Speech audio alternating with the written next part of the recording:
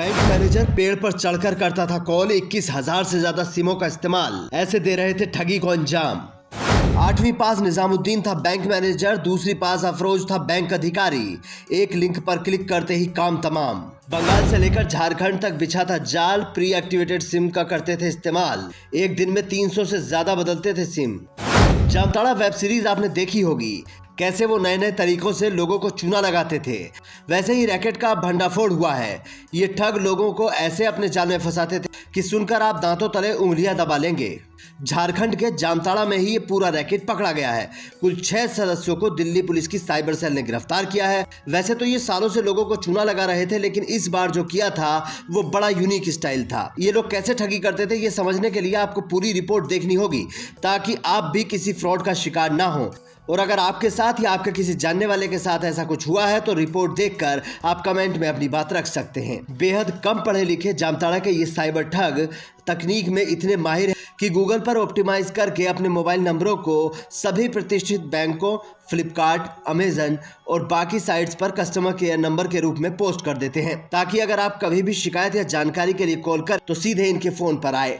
फिर ये digital India का हवाला देकर AnyDesk, quick support, team QR जैसे शेयरिंग मिमरिंग ऐप डाउनलोड करवाते थे और एक बार बैंक में पीड़ितों के रजिस्टर्ड मोबाइल नंबर तक पहुंच हासिल करने के बाद सीधे अकाउंट में सेंध लगाते थे।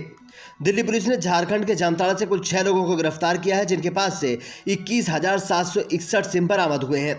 34 मोबाइल भी इनके पास से मिले हैं। लोग मिलकर अब तक 2500 लोगों को करोड़ों रुपए का चूना लगा चुके हैं। इनसे 77 मामलों के तार भी जुड़े हैं। दरअसल दुबई के एक NRI अपनी बेटी की बैंक पासबुक अपडेट कराना चाहते थे, इसलिए उन्होंने गूगल पर जाकर कस्टमर केयर का नंबर निकाला, उस पर कॉल की तो फ्रॉड ने उनसे SBI एनीडेस्क ऐप डाउनलोड कराया और पहली बार में 95,000 और दूसरी बार में 50,000 रुपए अकाउंट से उड़ा दिए।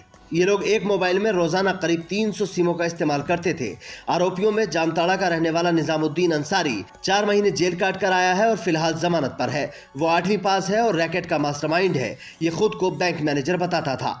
जामताड़ा का अफरोज आलम 2री क्लास तक पढ़ा है। ये खुद को बैंक अधिकारी बताता था। मोहम्मद आमिर 10वीं पास है। ये फेसबुक ऐड पर ऑनलाइन ट्रैफिक की दिक्कतों को दूर करने में रैकेट की मदद करता था, लेकिन अब कस्टमर केयर नंबरों पर किए जाने वाले कॉल का यही जवाब देता था।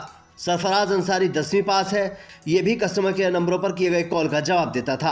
अफरोज अंसारी 8वीं पास है। ये भी कस्टमर केयर नंबरों पर किए गए कॉल का जवाब देता था। पश्चिम बंगाल के मुर्शिदाबाद निवासी नसीम मालिक तैयब 6वीं पास है। इससे पहले इसने 2014 तक मुंबई में AC रिपेयरिंग का काम किया था। ये जामताड़ा से ऑपरेट होने वाले साइबर ठगों को pre activated SIM card supply करता था।